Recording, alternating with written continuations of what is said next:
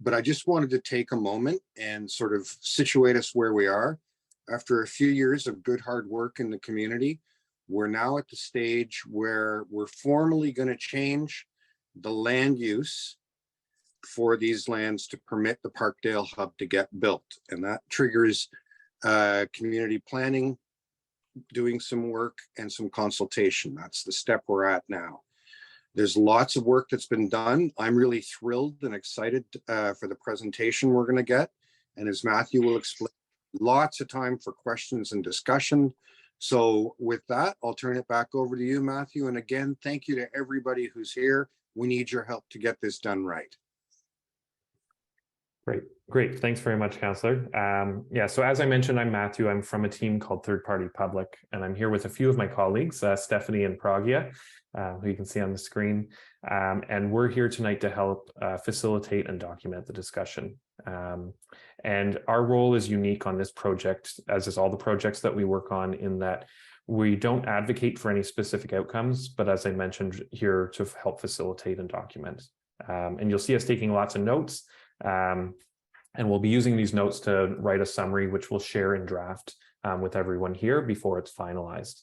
And in addition to tonight, the team was out last week at a couple of pop-ups in the local community, one at the library, one at the community center, to share information and answer questions and get feedback. And we also know that several local organizations from the area had organized a meeting Monday night to share some information and gather feedback ahead of tonight's meeting. And we've got several representatives from those organizations tonight, including broadcasting at the library for people to attend and observe in person. And we'll make sure we get to people at the library a handful of times when we get into the discussion as well.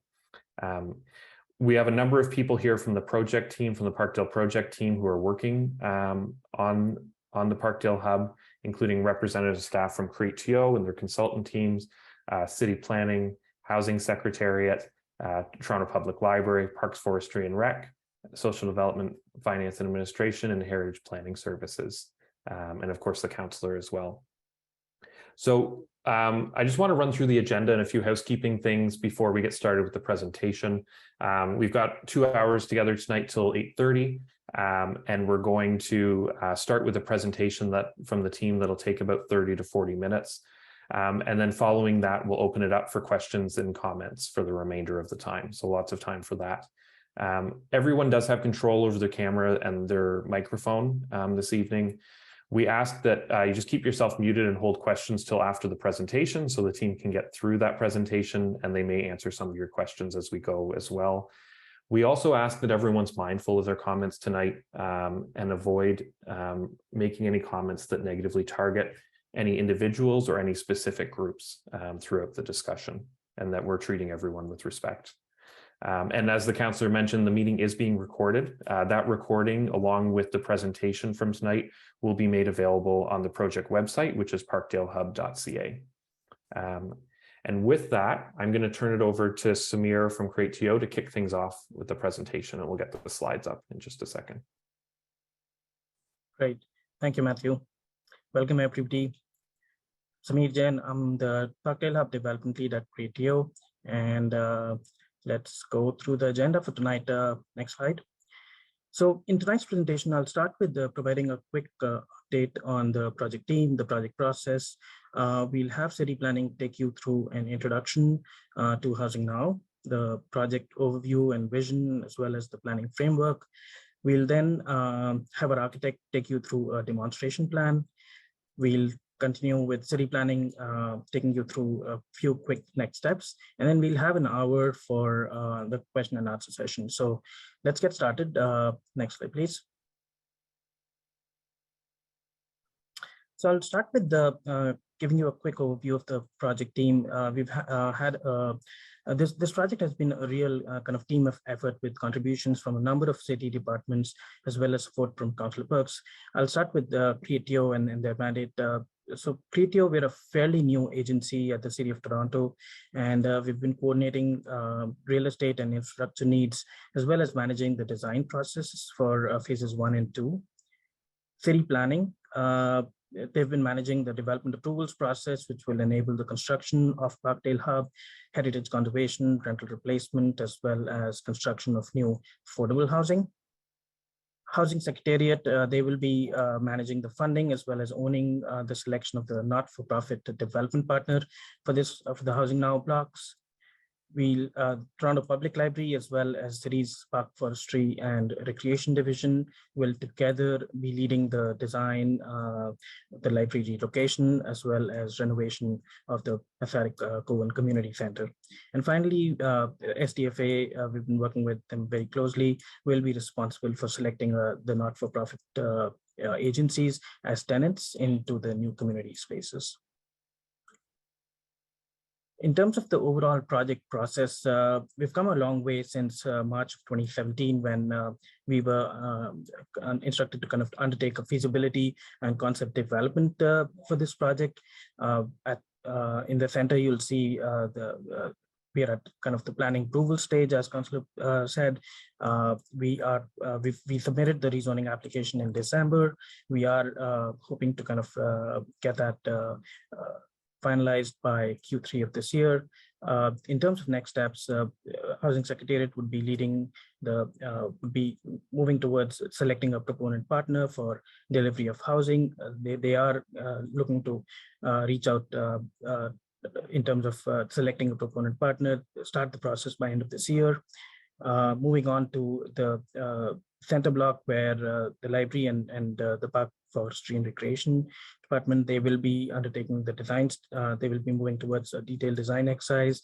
They will be starting their process, followed by a period of construction for the 3-phase blocks. And we'll be going through a phased process in this project, and we'll come to that in the architectural presentation for you today.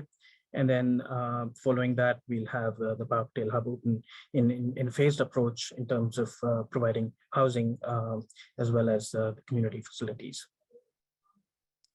So with that, I'll pass it on to Malcolm from the city's strategic initiatives team. Great, thank you, Samir.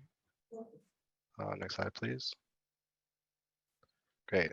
So Housing Now was launched as a city initiative in 2018 with the vision of using city-owned land to accelerate the development of affordable housing. And while the initiative primarily targets the provision of affordable housing, we also look at including community benefits that serve the area, such as community facilities and improvements to the public realm, which will result in the creation of mixed-use, mixed-income communities near transit. The image on this slide shows a spectrum of tenure and housing types. And Housing Now as an initiative provides affordable rental, and market ownership units. And while market ownership units are used at other Housing Now sites, it is not envisioned for the Parkdale Hub, which will be delivered and managed by a not-for-profit housing provider. Housing Now is a citywide initiative, and this image shows the 21 Housing Now sites across the city in blue. Parkdale Hub is one of 6 pipeline Housing Now sites, as shown in yellow, and we brought into the initiative this year. As mentioned earlier, the main vision for Housing Now sites is to provide affordable housing as a response to the affordability crisis. And to rent an affordable housing unit, households must have income below a certain threshold, which is proportional to the proposed rents. Presently, these rents are calculated based on the CMHC's average market rent. And this slide shows examples of individuals who qualify for the affordable units, who in the current market are paying up to 83% of their income on housing. Additionally, a minimum of 10% of the affordable units will be deeply affordable, and will be offered at 40% of average market rent to individuals with lower incomes. Housing Now balances maximizing the amount of affordable units, ensuring new development is compatible with its surrounding context, and meeting key accessibility criteria. For the Parkdale Hub, key objectives include creating an integrated community hub for the library and community recreation center, heritage preservation, rental replacement, public realm improvements, and providing greater opportunities for community spaces. Victoria will provide more information on the Parkdale Hub. Thanks, Malcolm. My name is Victoria Foos. I'm a senior planner in community planning, and I'm going to walk you through the overview of the Parkdale Hub and the planning framework. So the Parkdale Hub feasibility study was initiated in 2017 through a motion to City Council. Following Council's consideration of the vision and design concept in Phase 1 and through consideration of the demonstration plan in Phase 2, the project is now in its third phase. The city is proposing to amend its official plan and zoning bylaw to facilitate the permissions for the future Parkdale Hub, which will be comprised of city-owned properties within 3 blocks on the south side of Queen Street West to the east and west of Cowan Avenue, which include the Parkdale Library, Mazarek Cowan Community Center, Parkdale Arts and Culture Center, Toronto Parking Authority parking lot, and once acquired 1337 Queen Street West. The future west block towards Dunn Avenue will incorporate residential uses and community agency space. The center block, located just east of the west block, will incorporate the Parkdale Library branch and Mazarek Cowan Community Center. And the east block, which will be east of Cowan Avenue, will incorporate residential uses and community agency space. The project's architect team will speak to each block and the uses they incorporate in greater detail later in tonight's presentation. Through the feasibility study process, a shared vision for the revitalized and expanded community hub was established and included the following 4 principles: accommodate current on-site programs through renovated or newly constructed space, create new spaces that meet the demand for enhanced programs and services in the Parkdale community, integrate new affordable housing, and coordinate and co-locate city-owned spaces and services to create a cohesive hub. These principles have and will continue to guide the redevelopment process of the Parkdale Hub. Moving into the planning framework, the city-initiated study, which was the Queen Street West planning study, resulted in what we call an official plan amendment, and its number is 445. And although under appeal, it establishes a policy framework for properties along Queen Street West between Bathurst Street and Roncesvalles Avenue. The purpose of OPA 445 is to support opportunities for contextually appropriate growth and change while conserving and enhancing the cultural heritage value of Queen Street West. The policy framework identifies a vision and planned character specific to Parkdale and includes direction for Parkdale to continue its role as a mixed-use main street that supports community and cultural uses, ensure the form and character of new buildings relates appropriately to the scale and historic character of Parkdale, pursue sidewalk improvements and tree planting, focus public investment on the existing cluster of civic uses at Queen and Cowan and a community and cultural center, and conserve, maintain, and enhance the historical character and heritage resources. Official Plan Amendment 445 includes specific policy direction related to the Parkdale Hub. Policy 6.1 recognizes the intersection of Queen Street and Cowan Avenue contains an important cluster of historic, civic, cultural, and institutional buildings and uses that support the local community. The redevelopment of the Parkdale Hub is to achieve the criteria listed on this slide, which includes a requirement to engage and consult stakeholders, have regard for OPA 445's policies in the overall design, ensure high quality design, materials, and construction practices, provide contextually sensitive and appropriate built form, conserve on-site and adjacent heritage resources, and expand, enhance, and improve connections to the public realm. Policy 6.2 goes on to state that the redevelopment of the Parkdale Hub may incorporate variations from the criteria set out in the built form policies through a zoning bylaw amendment. This means there are opportunities for heights greater than the 6 stories the planning framework permits, as long as any resulting impacts like shadow, pedestrian comfort, and transition have been assessed and addressed to the satisfaction of City Council. I'm now going to turn it over to my colleague Kate to discuss rental housing demolition and replacement. Thanks, Victoria. Hi, everyone. My name is Kate Flanagan, and I am the housing policy planner in city planning that is reviewing this application.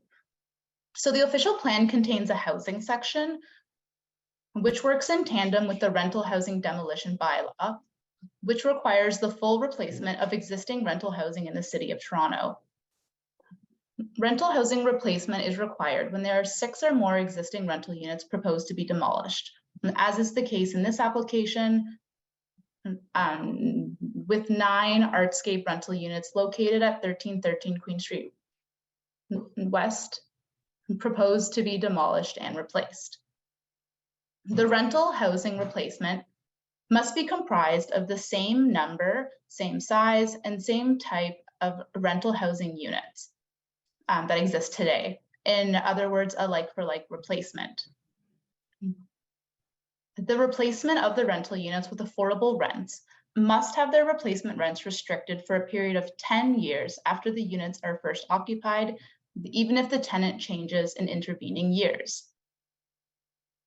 Lastly, the policy and the bylaw also require a tenant assistance plan to lessen the hardship on existing tenants due to the redevelopment of the site. This tenant relocation and assistance plan would include an extended notice period and a moving allowance to assist tenants with the required move. Next slide, please. In the coming months, there will be a tenant meeting that's announced by notice. At this tenant meeting, it'll be attended by city planning staff, including myself, the community planner Victoria, Housing Now and Create TO staff, as well as the counselor's office and the project's architect. All existing tenants will be invited to attend the meeting. It'll be an opportunity to focus on tenant-specific matters, including the proposed replacement of rental units, including where they will be located in the new building and their layouts. We will also discuss the tenant relocation and assistance plan in detail, and all existing tenants will be able to ask questions and provide feedback on the replacement proposal. As another next step, city staff will be conducting a site visit to confirm existing conditions of the rental units. In the meantime, tenants should expect to continue to use and enjoy their apartments for some time yet. It is still months before a decision would be made, and longer still until a development might go ahead. Most importantly for tenants, a planning application does not change your status as a tenant, including your rights to good property maintenance and communication from your landlord, as well as your responsibility to keep your tenancy in good standing and to continue to pay rent. I'll now pass it over to Christian, who will provide an overview of the heritage policy context. Thanks, Kate. Hi, I'm Kristen Flood, and I'm the Senior Heritage Planner assigned to this application. And I'm also working with my colleague, Poria Nazimi, who is here tonight as well. The development site contains 2 heritage properties within the center block. The properties are within the Parkdale Main Street Heritage Conservation District and contribute to its cultural heritage value. The Heritage Conservation District was approved by City Council, but is currently under appeal and not in force. But this Conservation District plan is still guiding the application. The heritage properties are 220 Cowan Avenue, which has 2 combined 2.5-story brick buildings, the former Parkdale Curling Club and Fire Hall number 18. The Parkdale Curling Club is designed in the Edwardian Mannerist interpretation of Jacobean Revival style by architects Starling and Pearson, and it was constructed in 1898. The Fire Hall was designed in the Beaux-Arts style by architect R. McCallum and constructed in 1905. 1313 Queen Street West has a 2-story Art Deco former police station known as Police Station Number 6. It was built in 1931 and designed by the city's architect office. 220 Cowan Avenue is designated under Part 4 of the Ontario Heritage Act, and 1313 Queen Street West is currently listed on the city's Heritage Register. Next slide, please. The city's official plan has 53 heritage conservation policies, including a policy that encourages the adaptive reuse of heritage properties consistent with the standards and guidelines for the conservation of historic places in Canada, which is a document that details conservation best practices. Another of these policies requires that new construction conserve the cultural heritage values, attributes, and character of on-site and adjacent heritage properties, and that construction mitigates any visual and physical impacts on those properties. Next slide, please. The Parkdale Main Street Heritage Conservation District is the original civic and commercial core of the historic village of Parkdale. The boundaries of the district are shown on the map on the slide. The district has a high concentration of late 19th and early 20th century commercial buildings along Queen Street. Its historic Main Street character reflects the history of Queen as the principal commercial corridor of Parkdale. The collection of historic buildings along Queen defines a continuous commercial street wall with a cluster of civic and religious buildings at Cowan Avenue, which reinforces Parkdale's identity as a distinct community. The HCD plan includes 3 major policy chapters. The first on are policies and guidelines for contributing properties. Second, for non-contributing properties, and also for parks and public realm. These policies and guidelines manage growth and change to meet the plan's objectives and conserve the district's cultural heritage value and attributes. And now I will pass the presentation to Brian Brownlee, who is with the architect team at DTH. Thank you.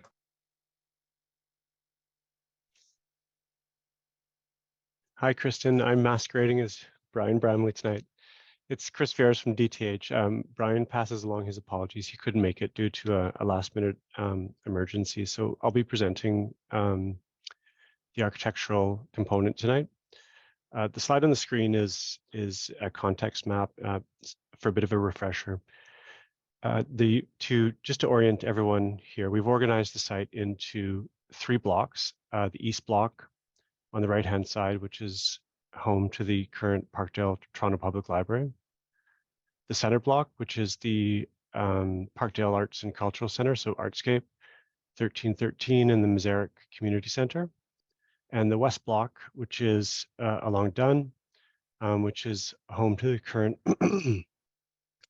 Dollarama site. Next slide, please.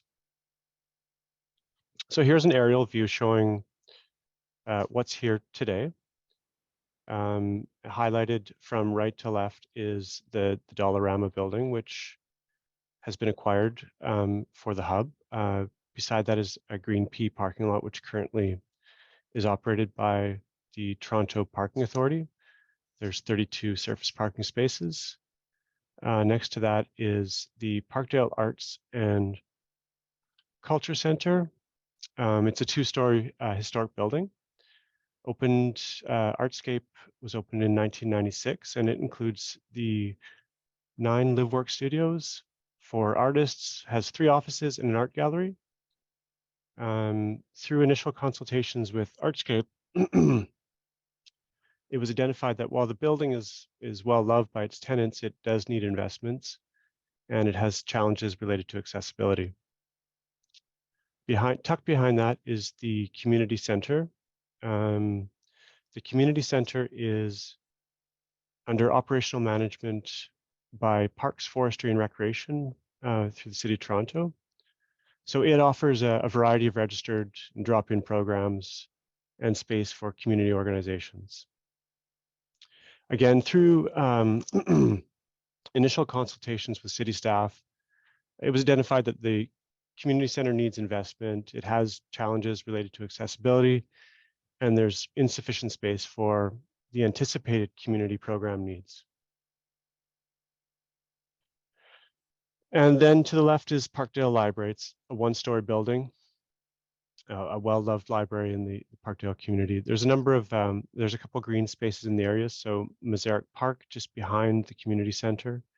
It's linked to Dunn Parkette, which is behind 245 Dunn.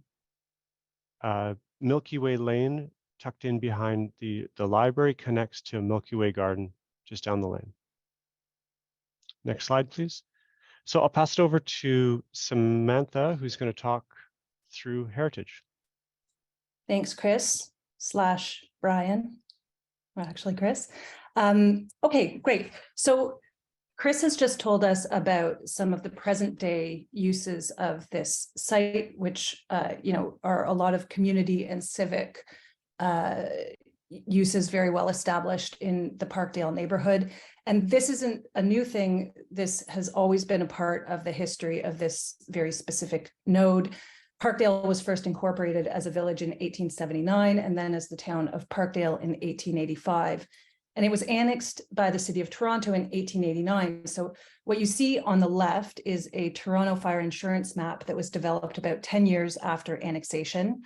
And what it shows us very clearly is the early co-location of the McLaughlin Town Hall that's outlined in red which was built in 1880 as Parkdale's first council chambers. That's the one that's sort of where the library is, or just adjacent to where the library is today.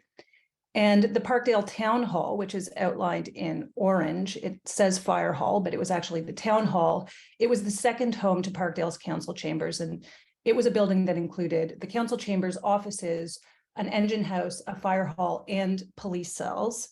So it was a kind of a one-stop shop for civic and community uses at the time. And that was addressed at 1313 Queen. And it was replaced by the extant Police Station 6, which Kristen introduced, the modern building that was built in 1931. So the building that stands there today. And finally, in blue, just below that, you'll see the original Parkdale Fire Hall from 1890, which was replaced in 1905 by Fire Hall number 18, which is the building that stands there today. And the reason that building was replaced, interestingly, was to accommodate more firefighters and house a hook and ladder. So it was a taller building than the building that preceded it. And I mean, I don't know that any of us could imagine what that would have been like, but we have great old photos if anybody is interested of what used to be there. What you don't see here in this image on the left is the Parkdale Curling Club, which is today known as the Masserick Cowan Community Center. That building was commissioned in 1898 and, as Krista mentioned, designed by the prominent Toronto architects Darling and Pearson, but it wasn't completed at the time that the surveying was done to create this plan.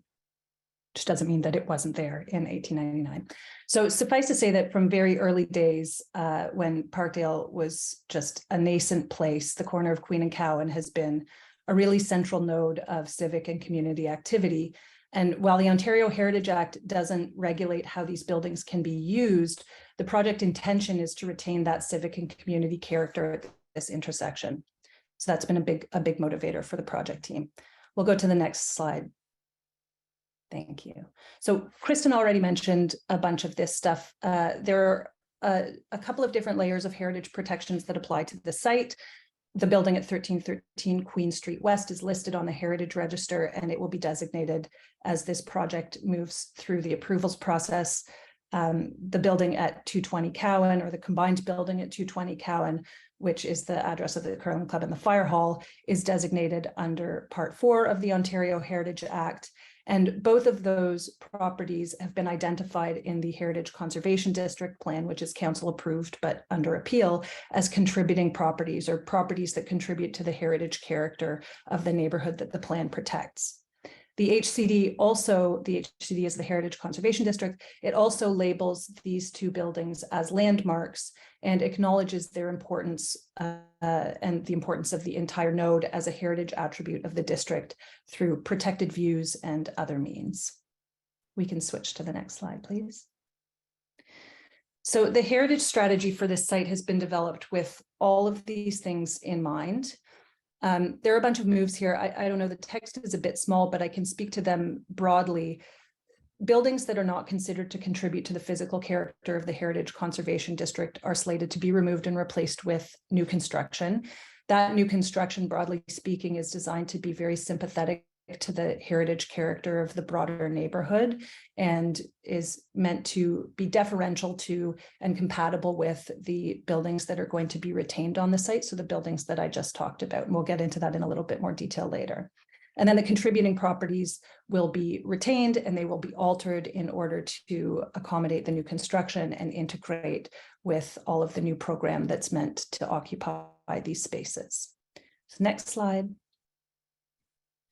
So the strategy for each of these buildings is slightly different, but the big moves are kind of the same. The building at 1313, the former Police Station 6, will be substantially retained, and it will remain legible as a three-dimensional object or structure when it's adapted for reuse, even though it's being integrated into the new construction and a new scheme. The ground floor of this building is going to be lowered for universal accessibility, and the new construction above it will be set back from its principal elevations to reinforce, excuse me, existing views of the building. And also to just ensure that it remains prominent on the corner. We can go to the next slide. So for the Cowan Avenue frontage, as it pertains to the building at 1313. There's a single story addition to this building, which interesting, you can see in the top left-hand image here, this is the building before it was finished. It has no windows in it, just these big gaping holes in the facade.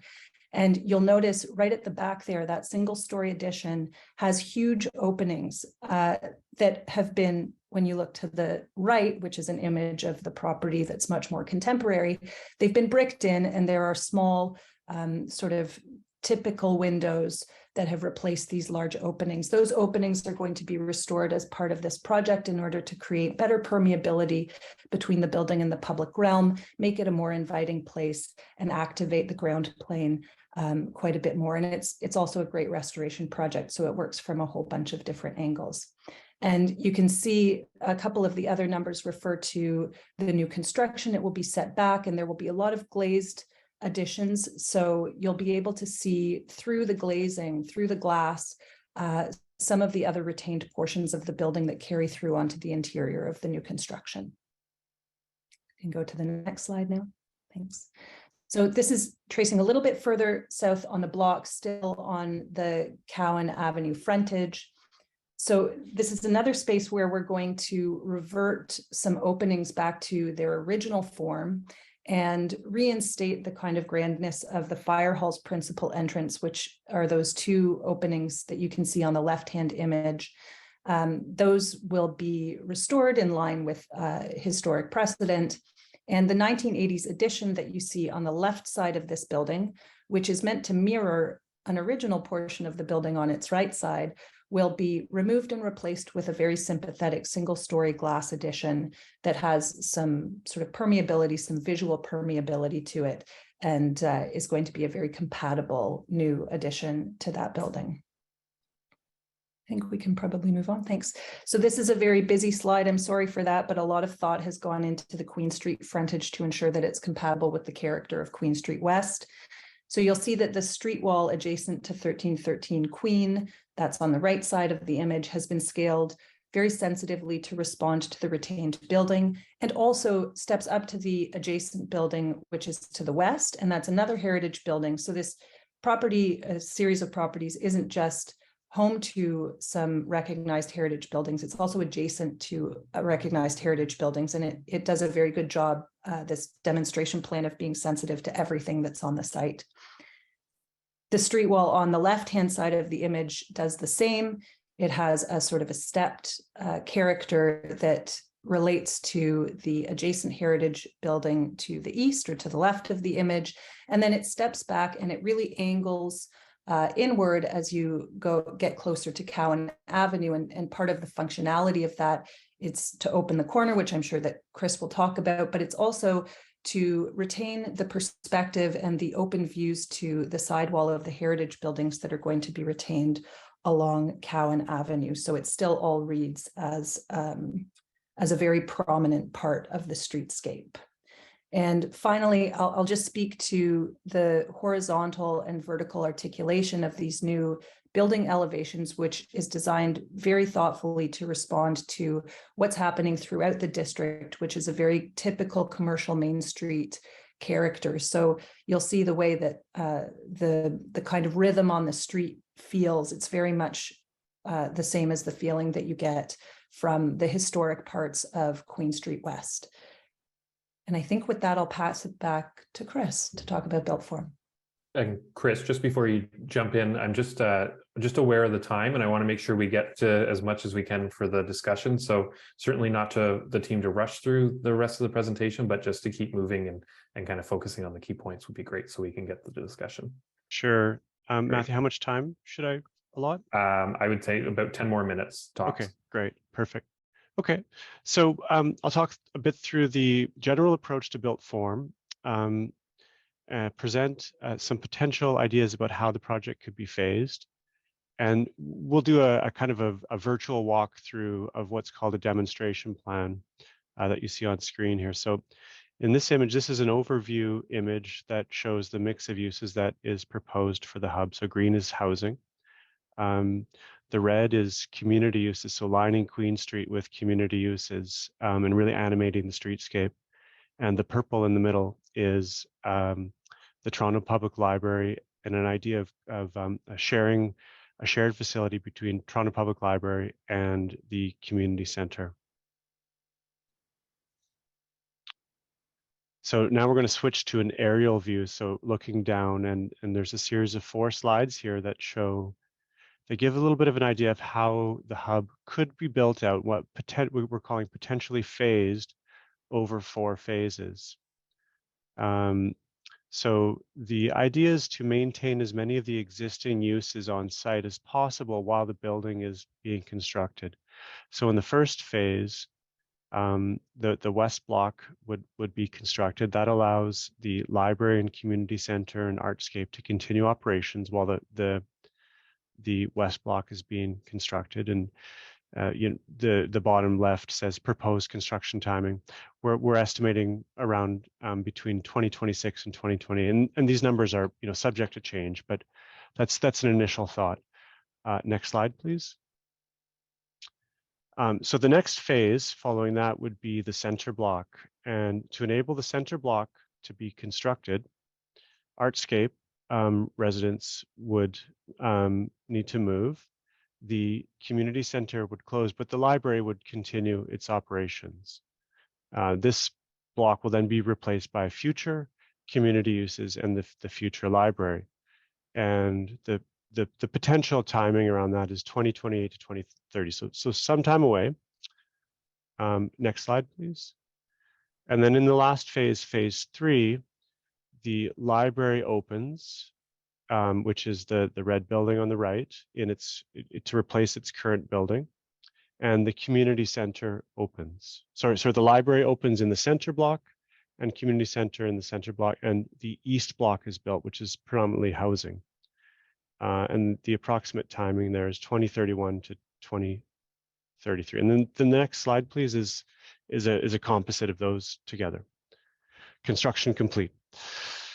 Next slide, please. So this is a illustrative view of what we call a demonstration plan, and the demonstration plan was prepared to illustrate and test the proposed zoning envelope. So it doesn't, just to be clear, it doesn't represent a final design, but it gives an eye to what's possible. And it does provide some flexibility within the envelope for a future proponent in the design of the final buildings. So what it shows is the adaptive reuse of the heritage buildings that Samantha discussed, complemented with new infill buildings and an improved public realm along Cowan Avenue and Queen Street West and the Milky Way Lane. Next slide, please.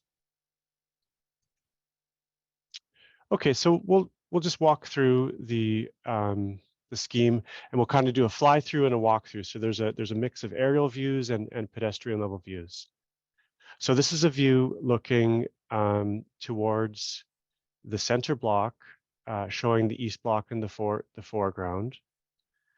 And the design proposes, if you could just stay back on that last slide there. So Milky Way Lane is connecting you in the foreground, showing Cowan Avenue and an entrance to the community center that is aligned roughly with the Milky Way Lane. And one of the ideas here is to really make the lane a place and not back of house, but animating it with both indoor and outdoor amenity spaces along that lane. Next slide, please. So here's an aerial view of Cowan looking north towards Queen Street. So on the bottom left, there's an idea of a one-story sort of transparent, what we're calling a porch off the existing community center. And the intent of that is to really provide some animation onto the park. Also in this image, you really get a sense of the range of facade treatments along Cowan, this mix of new and old and how they complement each other. The new buildings pushed back a little bit behind the heritage buildings to give them more prominence in the streetscape. Next view, please. So here's a view, an aerial view of Mazarek Park looking towards Queen Street. And you see the one-story porch on the south side of the community center, again, providing a sense of animation to the community gardens. Next slide, please.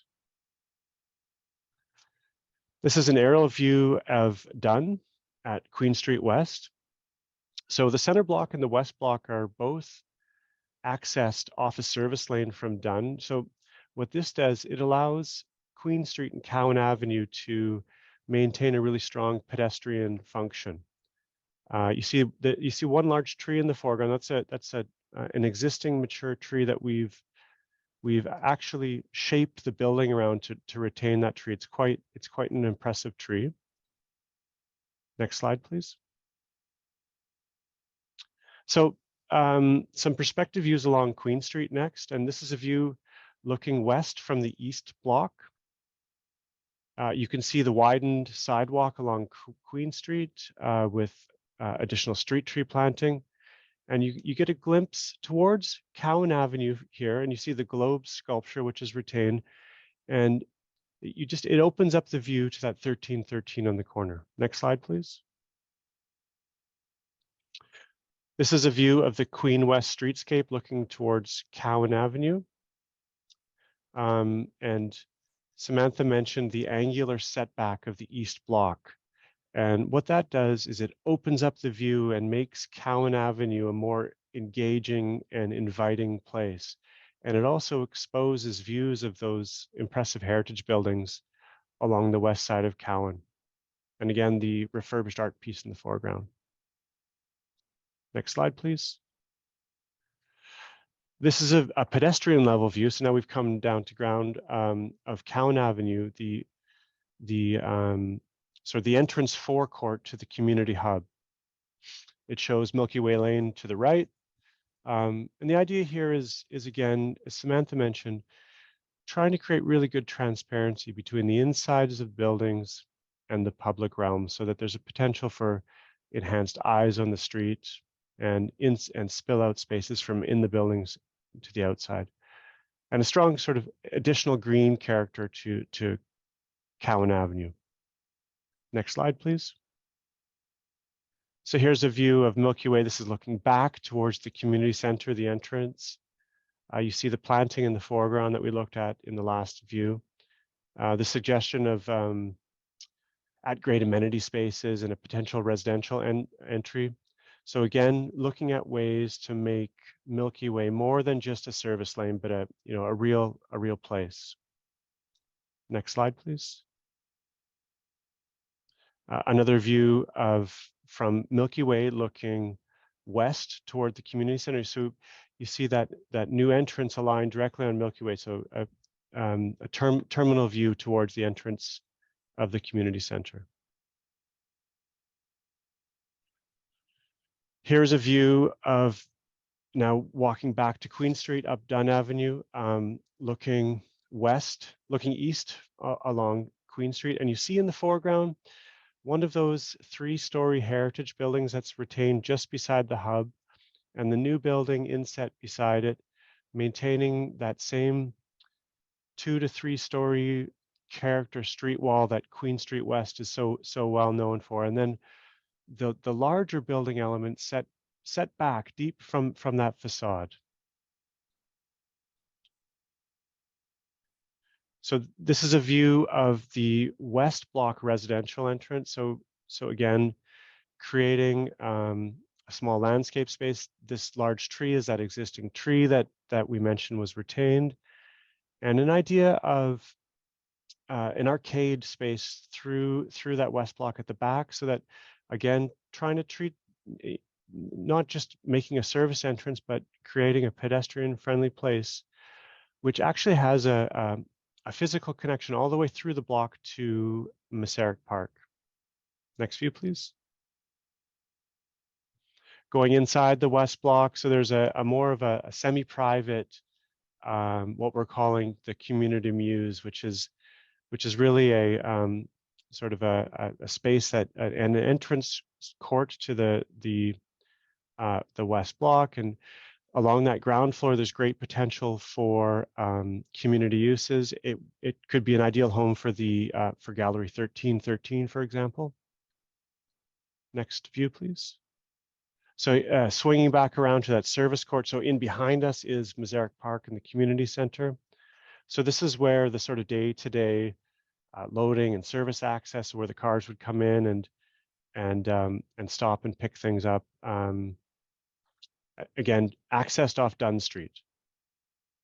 Just one more thing I'll point out in that view is the existing entrance to the below grade parking. So one of the ideas here is to share parking spaces with the current underground parking in the TCHC building. So that is where people would enter into the parking to go below grade. Next view, please. A view of the from in Mazarek Park looking north towards the community center, and you see that one-story porch addition in the background, and then in the further background, the new community center, and to the left, the West Block building.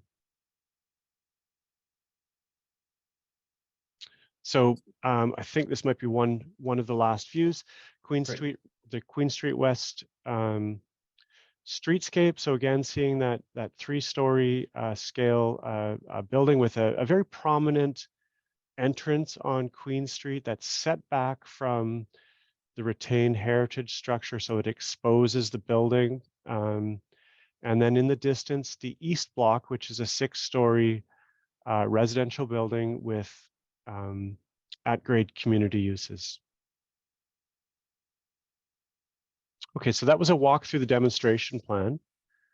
And Chris, we're a few minutes over, so yeah, if we can just kind of wrap get it through up. these I last, gotcha. wrap it Okay. up as soon as Yeah. possible, so we can get to the discussion. Okay. Thanks. So this is the landscape plan, and the public realm. I think, as I mentioned, it's a crucial element in creating a sense of identity and place and knitting together these various blocks in the hub.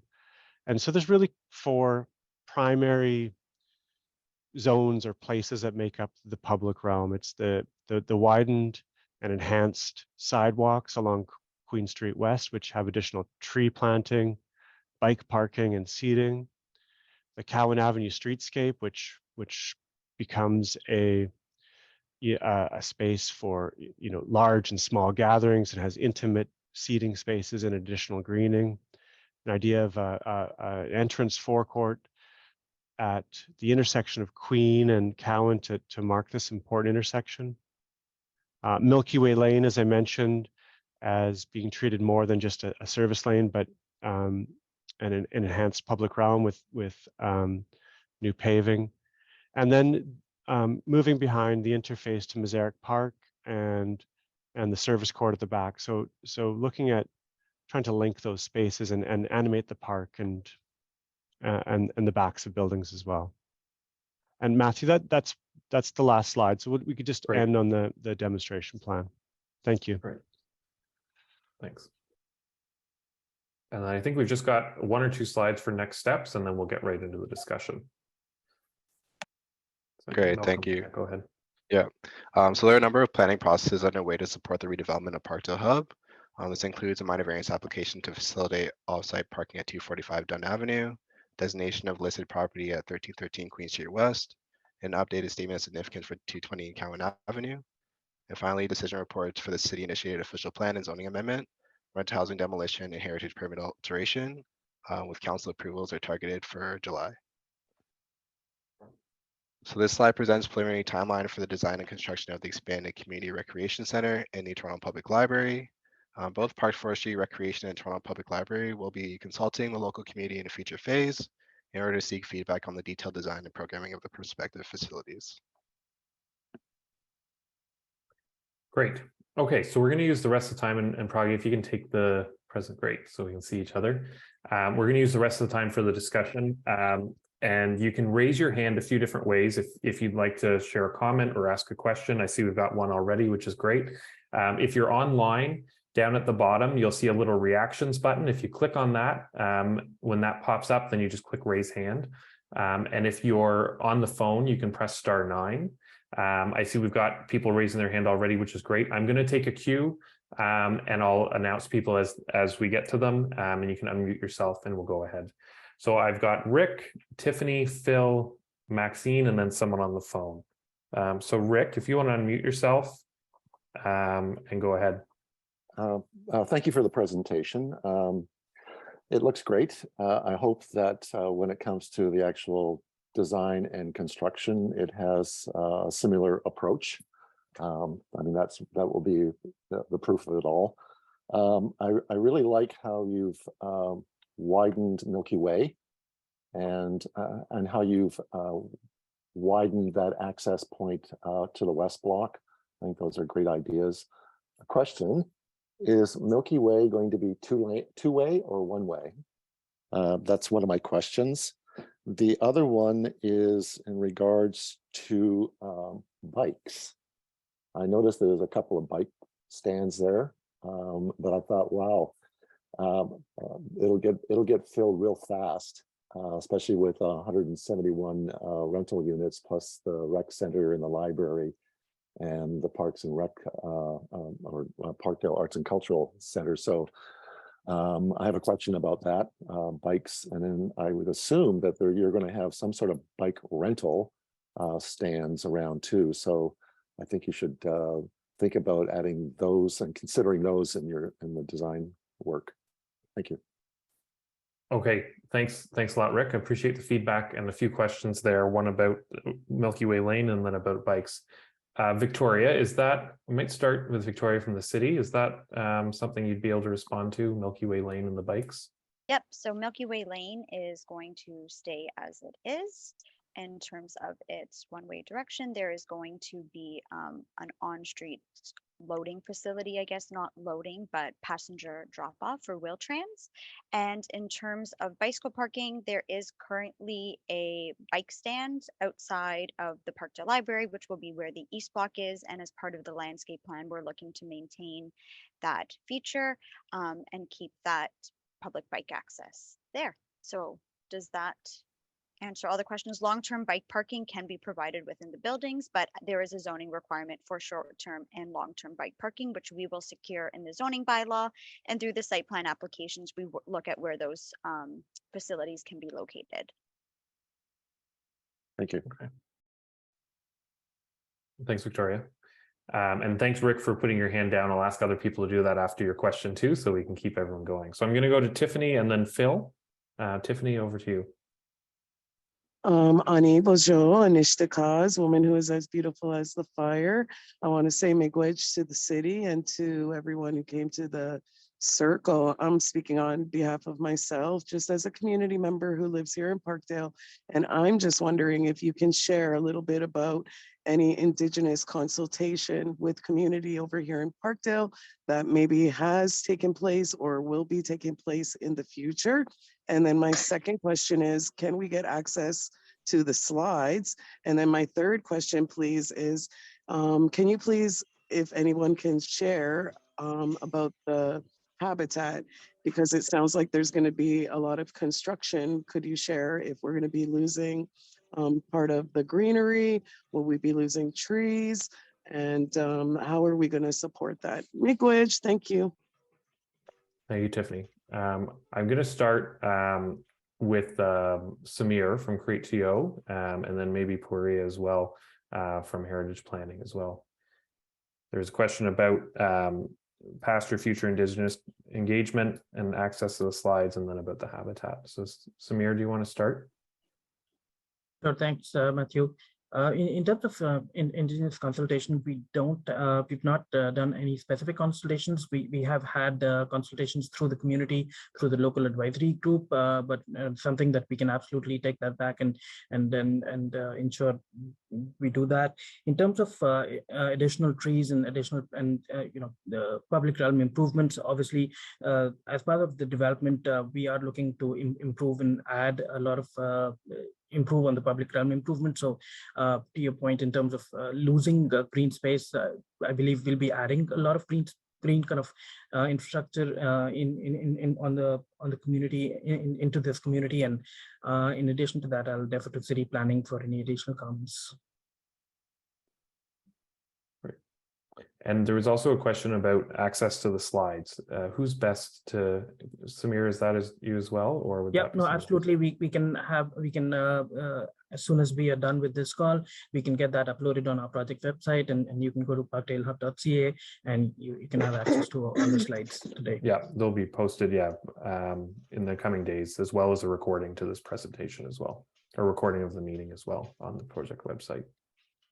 Hello, everyone. I'm Parkdale Nazimi from Heritage Planning. As my colleague mentioned, Kristen, we completed an HCD, Heritage Conservation District, for the area, and it was adopted by Council in July last year, 2022. And as part of the HCD plan process, we organized 2 Indigenous community engagement, and we had 2 separate meetings. The meeting summaries and all the feedback that we received from the Indigenous community are on the website, Parkdale Main Street Heritage Conservation District Plan, and we try to reflect their opinions and feedback on the guidelines and policies in the HCD plan. Great. Thanks, Poria. And thanks again, Tiffany. I'm going to jump to Phil next. Phil, if you want to, Phil Anderson, if you want to unmute yourself and go ahead. I'll see if I can give you a hand there. Oh, okay. There you go. Sorry. Yeah, a question about when we can look at the design of the gallery incorporated in the community space in terms of architectural design, and if there's any possibility of retaining some of the historical components, such as the gates, which were the entry to the stable house at the west of the corner of the building. And lastly, just a comment, I noticed that the tenants of the live-work tenants of 1313 received demolition notices on Monday, and it seemed a little insensitive and untimely during consultation that they would receive those without any real explanation. So just a comment on that. And I don't know why that was done, if it's a time sensitive thing or why that was done. It just seemed inappropriate to me. Okay. Thanks, Phil. We can certainly take that as a point of feedback as well. And I know you had a couple of questions about heritage, and about the demolition process. So maybe Kate, can you speak a little bit to the replacement and the demolition of the rental, and then maybe Kristen can speak a bit to the heritage question there. For sure. Thanks for that question. So the notice that the tenants received was not a notice that that the units will be demolished anytime soon. It was just a notice that there has been an application submitted to the city that proposes the demolition of the units, and it was just providing some preliminary information to the tenants, as well as some further information that they could look into. Thanks. And I think, Kate, you had also covered in the presentation about kind of process next steps and about meetings that'll take place. So that'll be included in the slides as well, and the recording too. Yeah, yep. Councillor, go ahead. Yeah, Phil, thank you for mentioning that. I just want to make really sure for anyone who's on the call. I know there are likely some of the tenants from 1313 here. So anytime there's a development application which imagines reconstructing the building, anyone who lives there gets that notice so that they have an opportunity to participate before the city decides to approve the rezoning. That's all that is. It's not a notice that there will be a demolition. It's just a necessary and important step to make sure every tenant knows that if the city approves this, those units might eventually be demolished so that their rights are protected. I'm sorry if the wording was at all confusing. I'll get in touch with the tenant association and we'll have a conversation about it. Thanks for the clarification, Councillor. And then I was just going to go back to Kristen about the heritage question about what's being retained, and then we can jump to the next person. Sure, I can speak to that quickly.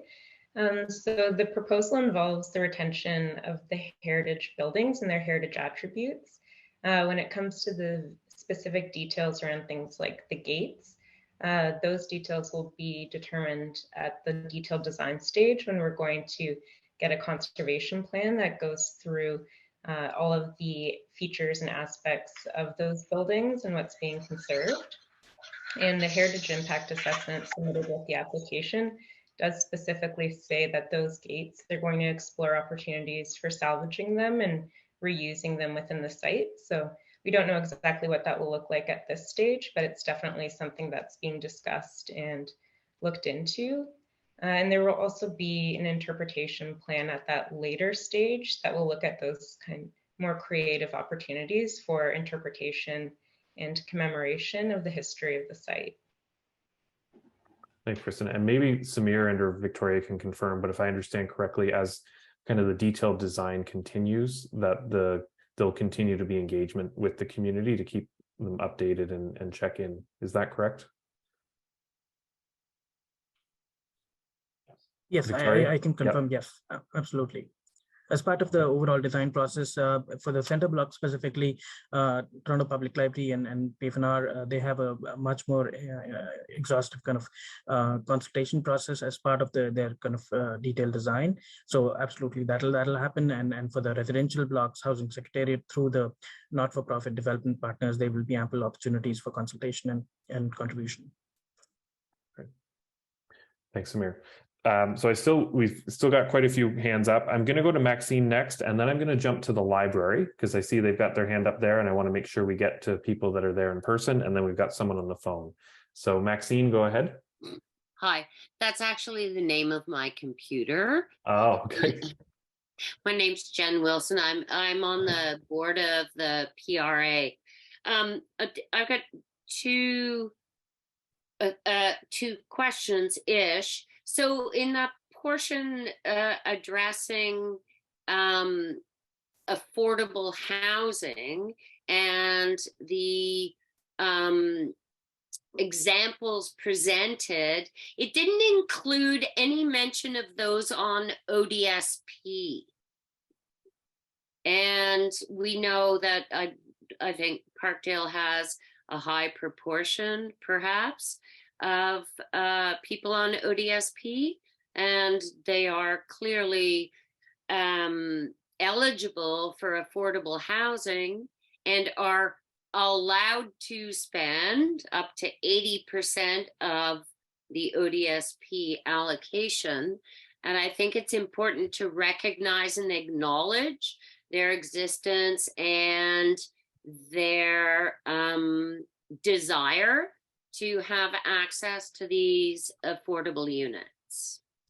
My other question is, are these buildings going to be LEED certified? Okay. Because I think that's, it's important given climate change and also how kind of forward thinking that it's my perception of this whole development, and it gives the Parkdale Hub an opportunity to, be representative of so many things, including our commitment to sustainability, energy conservation, and climate change. Great, thanks, Jen. So there's two things there. Both I think we can take both as a piece of advice and also as questions. I'm going to start. Yeah, Councillor, do you want to start? And then we can jump to staff as well. Sure. And thank you so much. Thank you for pointing out that we should list people on social assistance, particularly ODSP, as potential tenants here. And always when we're doing Housing Now projects, that should be part of what we're thinking about. The proposal at this stage is not yet determining who and how the housing will be. It will have affordable housing, but what we saw today is sort of the minimum requirements of what the city's Housing Now plan calls for. Our aim is to do much better than that. In terms of the environmental standards, you know, as many of you know, I worked in the environmental movement for about 20 years before doing this. The city has what are called the Toronto Green Standards, and in many ways they're superior to the LEED process because it requires the environmental stuff to be done up front. But certainly we're going to look for every opportunity to make this the most sustainable building we can. That's really exciting to hear. I just wanted to add, because in the meeting we had, the community meeting on Monday, one thing we talked about, because it looks like, but I haven't heard mention, that there's green roofs, which I understand is a requirement. And our question was whether there was a way to integrate the green roof in the development, planning, and execution process, integrating the green roof requirements as part of public, or not public, but the communal resident gardens, as opposed to just a green space that, you know, maintains itself.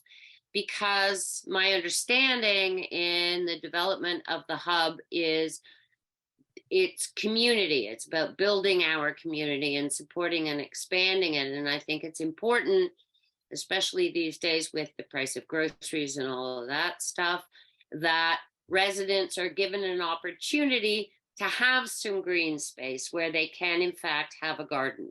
So that's something else from the PRA and our other people that we wanted to kind of earmark as something to be considered as we move forward in the final development phase of this project. Okay, thanks, Jen. I just want to check into if Victoria or someone from the city wants to just jump in with any response or clarification on any of that. Yeah, so from a green roof perspective, there are green roof requirements. There's the green roof bylaw that this would have to follow. I'm not sure if urban agricultural facilities would count towards green roof. That's something that I could look into and follow up. But there is the TGS requirement, which is a green standard that Councillor Perks had mentioned. And because this is a city facility, there is an expectation that a higher tier of the Toronto Green Standard is met. So tier 2 is the minimum tier in which we would see be satisfied. And like I said, on that urban agricultural front, I'm happy to follow up if that would count towards green roofs. And we can certainly take it as a point of advice too about connecting and not just passive, but kind of more active.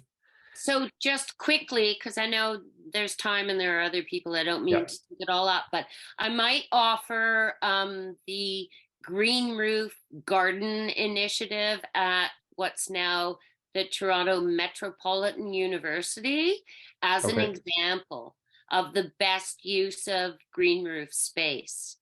Okay, we can certainly take that down as an example for the team to consider. Thanks so much. Thanks, Jenny. Thanks for your time, everyone. Thank you. Okay, I'm going to jump to the library. I see it looks like they're getting ready to unmute. Yeah, Hello. Go ahead. Hello, can you hear us? We can. That's great. My name is Ana Teresa Portillo. I work as the Community Benefits Coordinator with the Parkdale People's Economy. In an effort to make this development process, consultation process more inclusive and accessible, we are joining you from the Parkdale Library Auditorium with a group of community members. We have some questions. I'll start off with two. One clear thing we'd like Create TO to know is that the city demands that community members demand that all approved zoning usages have measurable community benefits impacts. One of our key questions is, what's the feasibility to increase density on this development, either through increasing the height or through, for instance, a land assemblage, in order to increase the social and affordable housing that can be provided, as well as increasing the community space? That's our first question. I'll just put forward the second question as well. The second question, we have tenants here from 1313. One question for them is, that they would like more concerted communication from the city, direct and clear communication. One ask is to have in writing that their tenancies will be protected and that their units will be redeveloped in the new site. Okay. I don't know, Matthew, if you want me to share the other questions with you, or if you want to stop there for these questions. Why don't we stop there for these questions and then maybe take one more, and then I'll make sure we come back to you as well as we go. So in terms of height, maybe we can, Victoria, can we start with you and then maybe go to Carlo from Create TO about kind of the business case or possible feasibility of additional density on the site to provide more affordable housing and more community space. Yes, for sure. So as I had mentioned, we have an official plan amendment 445, which does establish a height limit for Queen Street West. And other than the Parkdale Hub site, that height limit is 6 stories. So in recognizing that we are trying to maximize city assets on the Parkdale Hub site, there has been some additional permissions to work outside of those built form permissions of the rest of Queen Street. So it's a delicate balance that we have to balance a number of different considerations, including what the historic streetscape of Queen Street is. So given the size of the West Block, we felt it was appropriate to increase the height to 10 stories, given the step backs that we were able to incorporate. But we don't want to provide a height on this site that could compromise the vision and character for the rest of Queen Street. So we have to balance both our intention to maximize housing on this site, but also recognize the area in which this site is located and what the built form vision is for that area.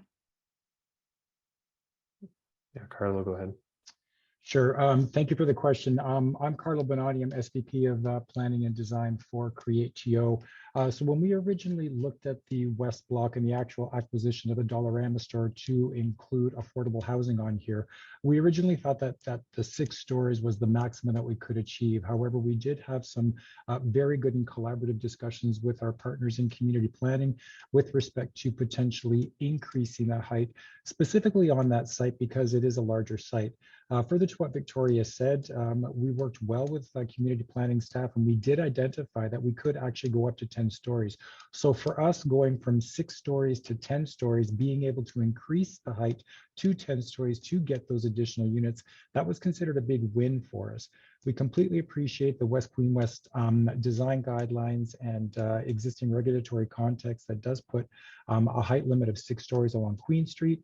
We've definitely respected that with regard to the east site. The opportunity for us was to go higher on the west site, and we were able to get to 10 stories. I mean, it would be great if we could get additional height with regard to this, but again, we do consider being able to get up to 10 stories a definite win and a definite great addition to the project. Great. And then there's also a comment about kind of more concerted communication, especially with the 1313 tenants, and we can take that certainly as a piece of advice and pass that on to the team.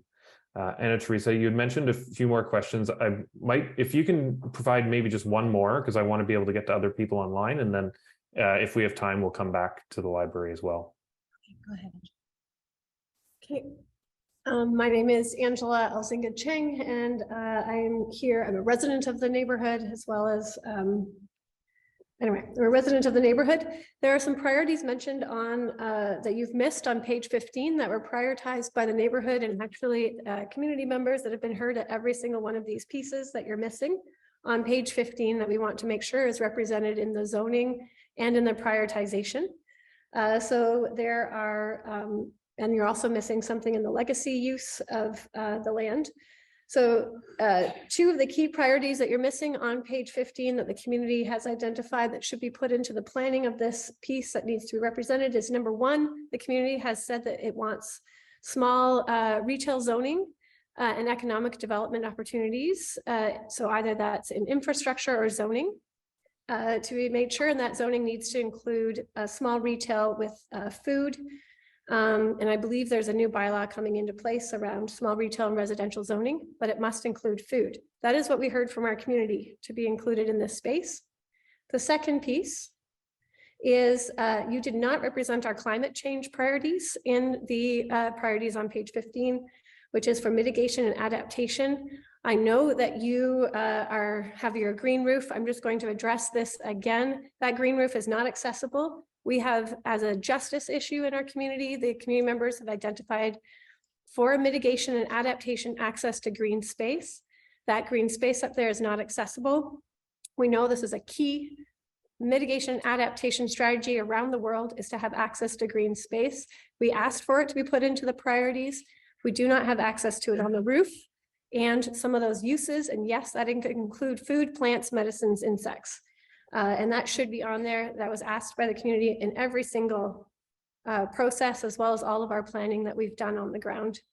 I believe you also heard that by someone else. And please include the legacy on page 26 by our Indigenous community members on community legacy of our of Parkdale. Okay. Thank you, Angela. And we've got that all down, and we'll make sure that we get that in the notes. I just want to check with the team to see if they want to provide a response, whether that's from the city and or from CREATEO to any of those comments. The three things about the retail zoning, the small retail zoning, especially for food, green roofs, the climate change priorities, and that green roofs are not accessible, and then also the legacy issue. And if not, we can take it as a point of advice and make sure that we take that in the notes as well. Matthew, perhaps I could just speak to Sure. the access to the green roof and to potentially any type of urban agriculture on the roof. I believe that Victoria had addressed that to say that we'll look into that, and absolutely, if we can provide that, we certainly will give consideration with respect to that. In terms of accessing the green roof, again, I'm going to defer maybe to Victoria with respect to if that is a zoning issue that needs to be incorporated. I don't know. But we certainly would not be opposed to access to a green roof if that's possible.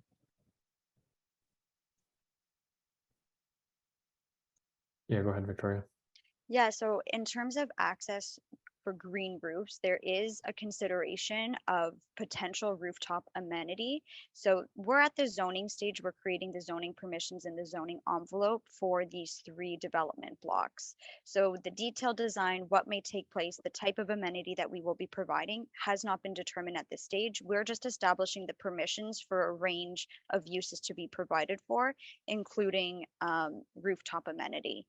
So that is something that's being contemplated in the zoning bylaw and the bylaw permissions as it relates to how that space would function and how it would be used. That's something that will be considered in consultation with a future housing partner. There is also the consideration of a rooftop track and additional community recreation center space on the roof of the center block building. So there could be an opportunity through Parks, Forestry and Recreation's detailed design to incorporate some additional rooftop space there. And I might just jump in and say, I think the point too is that the accessible green space is needed within the community, and that it's the access to the green space, whether it's a roof or something else. And Angela, I see you've come back, so maybe if you can clarify quickly, and then we can jump to the next person. I know that unless it's put into the design, that the green part of the roof will not be accessible. So don't make that a responsibility of Parks and Rec.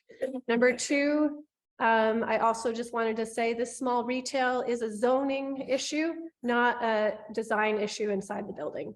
So the small retail zoning, please make sure, this has been a request from our community members. They want opportunities to be able to sell. This is very important. It needs to also include food, very important. The city knows it's moving forward on this bylaw for 2024, that this is coupled with residential zoning, and we want to make sure it's there. Okay, thank you, Angela. Okay, I'm gonna go, we've got someone on the phone.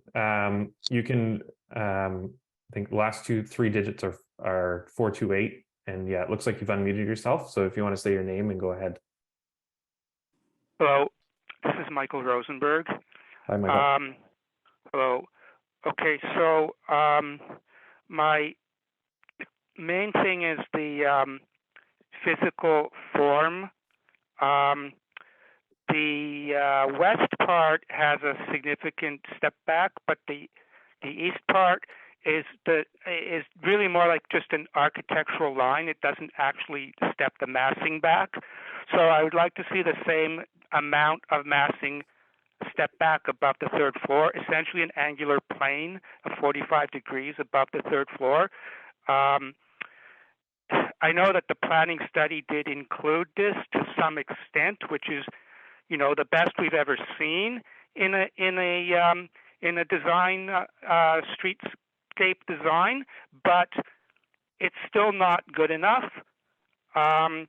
Since you are the designers here, I think you have the responsibility to do this properly, which means like a 20 or 30 meter step back above the third floor, so not like 5 meters or something like that, so that it fully fits within an angular plane. My main concern is not the usual things that people talk about, like sunlight. It's more the overall openness. In other words, sky view, not sun view. How much of your space is occupied by buildings when you're standing beside the building? So it's more the buildings on the same side of the street, or when you are on the same side of the street, rather than the buildings on the opposite side of the street. So I think you really should try to do that. Now, if that means putting a couple of extra stories on the height of the building to keep the same number of units, I wouldn't object to that, as long as the extra stories are on the highest parts of the building and don't take away from the step back or the increased step back. But I don't want the overall density to increase. Just movement of where the density goes could be allowable, but as long as you keep a proper angular plane above the third floor on both the east and the west parts. So the things I want to mention are more to do with organizational structuring of this. I think you could consider an AOCC, Association of Community Centers here, that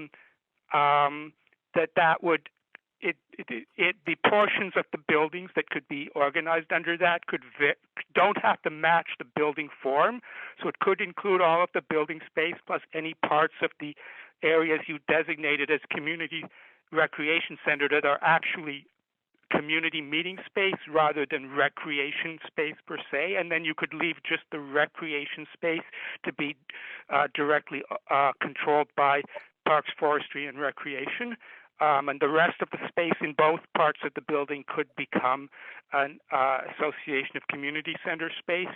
Also, the name, I think you should call it something with center rather than hub, because the term hub often refers to other types of organizational structures that are not desirable, and I don't want to create confusion or create a mission drift here that turns this into an actual hub. It's much more like a center as it is designed now, and I want the name to reflect that so we don't get mission drift. So if you would call it the Parkdale Center or something like that, I mean, there may be other similar buildings with a similar name, but you could modify it in various ways. Parkdale Community Center, Parkdale Center, whatever you need to do to come up with something that is still a unique name that contains the word center. And then, so if you could do that, you would be encouraging either somewhat similar to organizational structure that you have already proposed, or the AOCC style structure is also reasonable and appropriate if you can divide up the space between the AOCC and the recreation part. Okay, thanks, Michael. Thank you.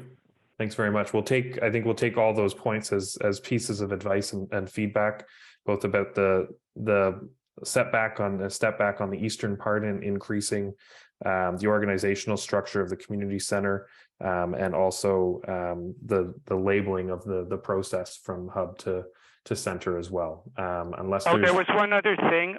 Okay, I don't just quickly, see the Michael, and then we'll bus move shelter on the space right now. It's on the diagram. So if you can make sure the bus shelter, the physical bus shelter, is still in the final version.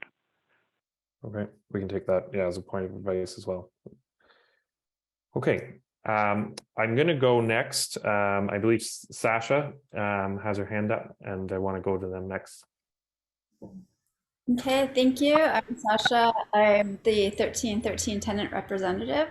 And so I live in this space right now, and I just wanted to point out it's already been made, but I think that it just needs to be made again. Like, I appreciate all this consultation, and it is amazing how you guys are listening to the tenants. I believe we may have higher ceilings going into the new spaces. The consideration about phases or possible phases is good. But then it just comes to the bureaucracy. I just feel like there's a bit of a disconnect when the writing is you will likely be offered a replacement unit at similar rent. And then there was also a should and typical, just kind of like, I feel just really disempowering what this project is, and or lacking integrity, I guess, is what I want to mention, just because yeah, I think it's important, the integrity of the project, and I really have been inspired by the community getting together and just how powerful the community in Parkdale is. And so I just hope that that this integrity of this project, because when it came to 1313, there was this vision of artists having this place for other artists to live, and it was really beautiful, and I felt the magic of it, and I just hope that that magic continues to come through this whole project. So, thank you. Thanks, Sasha. And yeah, if I'm hearing you correctly, it's around kind of clarity and consistency in language that's being communicated, and both in terms of writing, but also kind of verbally or through the process as well, to maintain that integrity. Yeah. So really appreciate the feedback. Matthew, Victoria, I see yeah, go Councillor ahead. Perks, had his hand raised. Oh, and potentially yeah, go we ahead, can Councillor, turn it over sorry. to Kate afterwards. Thanks. Hi, and listen, thank you for that. Like, I know sometimes the city can be like this big bureaucracy and stuff. We just have a rule. Anytime a development application comes in, one of the first jobs is to notify tenants of their rental replacement rights. We just do that. It's just an automatic piece of paper. And I apologize that we didn't think it through to make sure that some additional stuff about how we're doing this project wasn't included in that. So that's our bad. I just want to apologize for that. And, you know, I'll say on behalf of all the project team, because we've all talked about it, the rights of existing tenants are first and foremost. And we want to make sure we protect the artscape units in a way that you guys can continue to produce your great art for the rest of us. Okay, thank you. I appreciate that. Thanks, Councillor. And I see many of the project team nodding heads, and it looks like an agreement as well. So thanks very much for sharing that. I'm going to jump to Josh, or I think it might be Joshua, sorry, if you want to go ahead. No problem. I'm a local resident of Parkdale. So I just wanted to just overall say that I generally support this proposal, and think that the process overall has been good, though, you know, minus some of the communication issues. I'd like to first speak to the height of the West Block and the East Block housing developments. In reading the housing issues report, the West Block is described as a 9-story building. I believe today one of the presenters in an earlier answer said that the density was actually the height of that West Block site was going to be 10 stories. So I'm just confused that your zoning application lists 9 stories, but you're telling us right now it's 10 stories. In regards to like what is possible there and what might be reasonable from a height perspective, I just want to advocate that, given that we have a much higher, taller building directly to the south, and then quite a bit of open space surrounding that site on multiple sides, I want to advocate that the city consider going to the maximum reasonable height on the back of that building, even potentially through an additional setback up to 12 stories, for example. you know, I think it would be extremely reasonable to go to 10, but even I think even more beneficial to the community to go upwards of 12 there with an additional setback So section. Josh, just before I'll let you come back to you in a second with the second part, but I just want to certainly take that as a point of feedback, but also Samir and or Carlo, can you speak to the 9 versus 10 stories and just provide a bit of clarity there about what's taking place, what's being proposed? Sure. Sorry, Joshua, you're absolutely right. Originally, we did look at a 9-story building. Part of the commentary that we did receive with regards to ensuring that we preserve as much of the existing mature trees as possible was with respect to that tree. I don't know if you recall the presentation that Chris made. He identified that mature tree. So every effort was made to ensure that that tree was protected. And being able to protect that mature tree, there was a bit of a notch out and carve out of the building. That notch out resulted in us losing, I believe it was 3 or 4 units. So in order to make up those units, in discussions with city planning, there was concurrence to allow us to get an additional story to make up those units that were lost when we notched out the tree in the back. And again, our understanding in working closely with city planning staff that 10 stories was an appropriate height for this stretch of Queen Street. Okay. And I see thanks. has his hand up. Could I finish my questions maybe after? Go ahead. Thanks. Now or after? No, go ahead. Okay. So yeah, similar to density, I think that right now you're proposing that there's this like side walkway or like semi-accessible space in the back of the building, which I think is a missed opportunity to increase the density of this housing development, maximize the benefit in regards to the housing provision on the site, because you're losing housing up the whole way of the building. And I'm speaking to the west side of the building, and you're creating a space that's going to be, to be totally honest, very hard to activate in a safe way after hours. Very hard to keep safe after hours in Parkdale. And so I don't think that's the space to create an activated, blocked in space without, that's not open, like really in a real way, open to the public realm.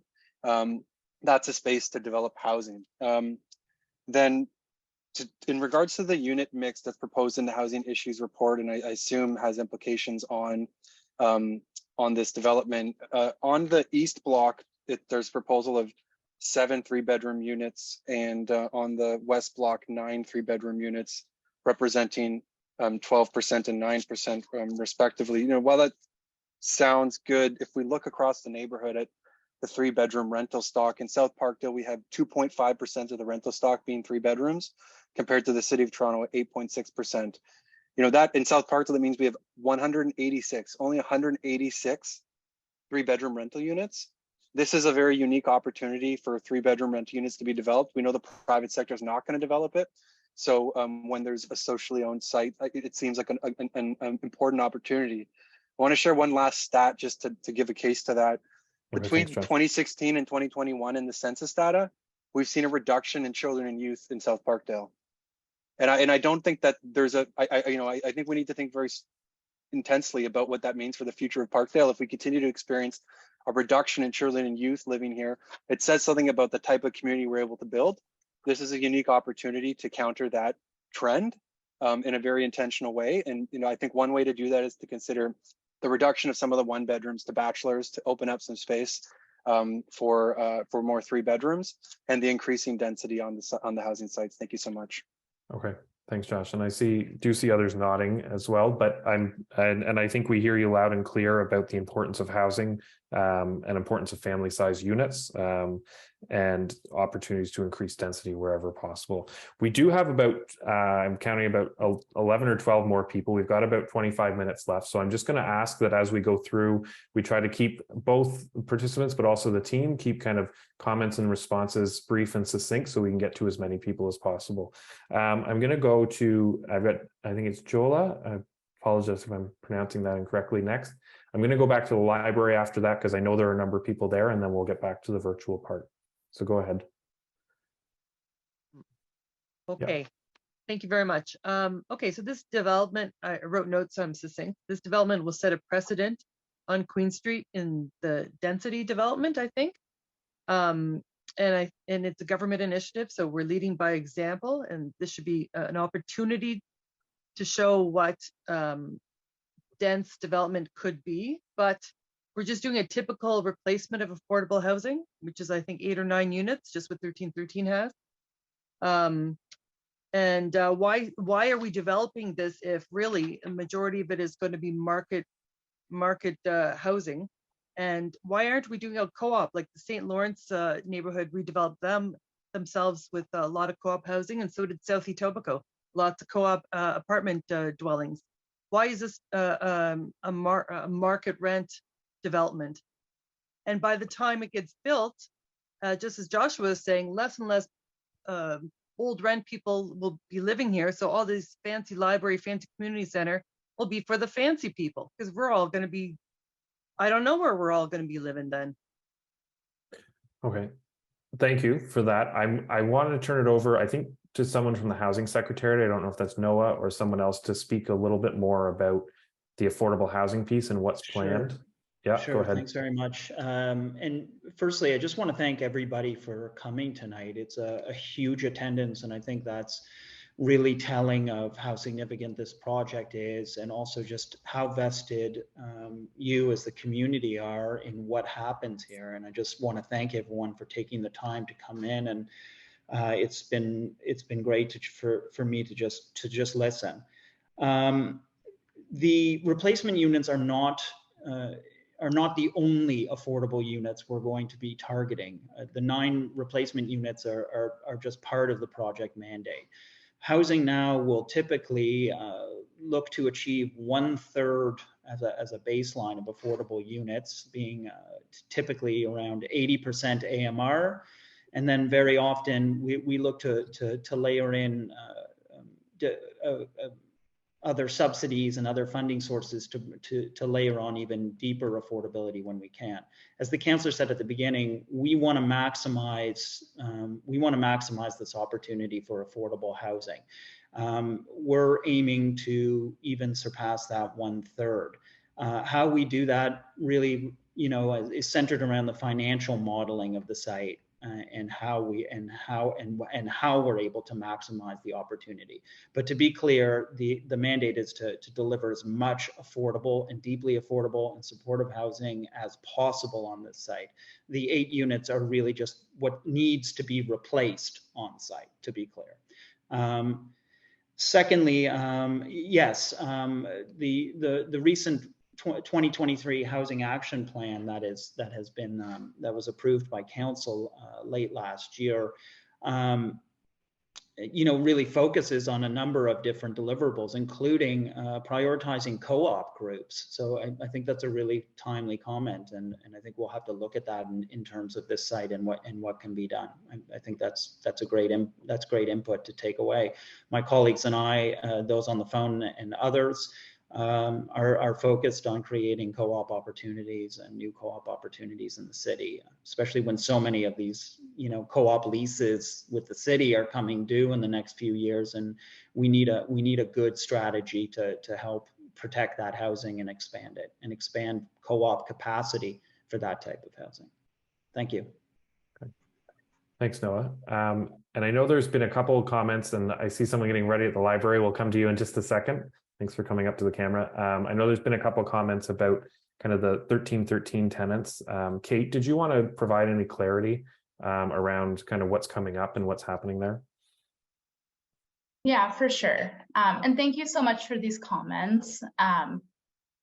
I understand that some of the language like should and likely aren't instilling confidence in the process. And I just wanted to clarify why we use that term and why it's in the standard notice that the city has written and was delivered to you by your landlord. So pretty much the replacement rental units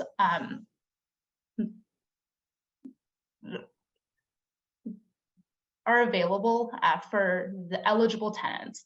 And how we define eligible tenants are the tenants that lived on the site at the date of application. So all the tenants that currently live at 1313 Queen Street, and tenants that still remain to live on the site when the notice to demo the units is issued. So we understand that like sometimes people make different housing decisions and they choose to move out before the project is approved or the demolition is going to occur. And so if an individual did move out before that time, then they would not be eligible for a replacement unit in the new building. But everyone that stays on the site would be eligible and would be able to move into a unit of the same size and the same type and at a similar rent. I hope that clarifies. Thanks, Kate. And I think we still take the kind of point of advice from the participants about kind of clarity. And I think what's important to note is that there is a separate but connected process for the city working with the tenants and make sure that that advice gets to the right place. So I'm going to go to the library. Thanks for coming back to the camera. If you want to unmute yourself, share your name if you can, and go ahead. Hi, I'm Kelly Foote. I'm with the Parkdale Residents Association as well as Queen's End. My questions and comments probably are more geared towards the detailed design stage, but I think they're important to bring up now because they dovetail with the with all the statements about integrating the hub into the neighborhood. My first concern is the aesthetics of the building. We have a horrible example at 300 Queen Street West, Queen and Soho, the Mech building. It's a yellow brick building with green tinged glass. It looks like a suburban box store, a cross between that and a drive-through bank. And it really sticks out and ruins the cityscape, the streetscape on Queen Street West. So I'm concerned we don't end up with one of those taking up a big chunk of Parkdale. The second one is the sort of condo style buildings on the street, even if there are retail spaces there, that sort of flat glass is always a dead space on a street. We have one of those already on Queen West, it's southwest corner at Dufferin, and that whole space there, even though they're shops, it's people just walk by quickly. I think considering denticulated spacing of doors, like setback, similar to what a normal street would look like as it developed, but just having that flat glass for a block or half a block ruins the streetscape. The third one is, it's kind of hard to understand from your language of whether the heritage buildings, it's going to be keeping the facades or keeping the actual buildings. So at that point, at some point that should be clarified. I'm hoping it's keeping the buildings. And just a last point, it would be nice to have some kind of outdoor interactive water feature as it's getting hotter each summer where the kids in Parkdale can skip through and frolic. Okay. Thank you. Thanks, Kelly. I've got the 4 points and we'll make sure we get them included in the summary. Yep, Anna Teresa. Matthew, can we have another question, please? One more and then we've got a handful here, so then we'll jump. Yeah, okay. Go ahead. Thank you so much, Matthew. Yep. Just coming up to the mic. Okay, you know what? Actually, I'll come right back to, They're okay, go right ahead. here. Yeah, he's Right ready to here. go. No worries. Yeah, Okay. go ahead. No, go ahead. Sure. I have 4 quick questions regarding parking. Okay. Traffic flow on Cowan remain the same? 2, will any parking spots on Cowan be lost?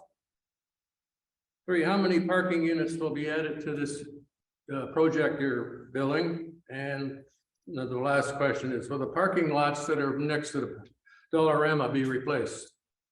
Thank you. Okay. So traffic flow, will that, I'm going to go, Victoria, is that best to come to you on that one? I think I'm happy to answer, but I Doug. think Doug, yeah, Yeah, I may have absolutely. missed the answer to my first question. I described the traffic situation on Cowan. The question may have been about Milky Lane, so I do apologize if I provided the wrong answer, but we'll turn it over to Doug, and Great. I'm happy to fill in if there's anything missing. And actually, Stephen from our office will probably we'll talk about traffic. And why don't we start and work backwards on parking? So sure. I think there was a question, and I apologize if I didn't catch all the parking questions, and maybe someone can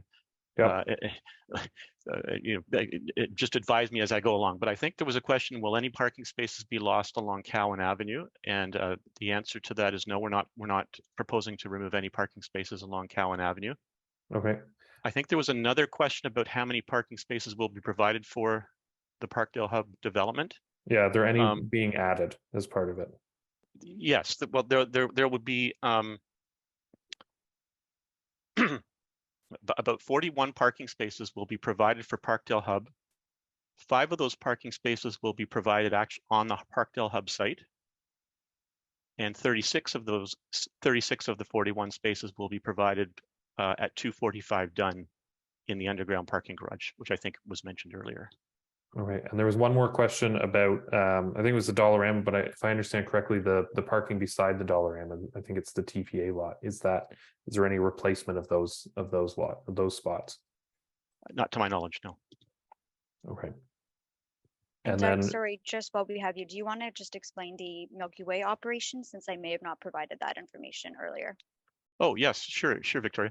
Yeah, I think there was a question early on about the traffic operations along Milky Way Lane once it's widened behind the East Block building. And in fact, that short section behind the building that we widened to 6 meters will operate with two-way traffic flow to and from Cowan Avenue.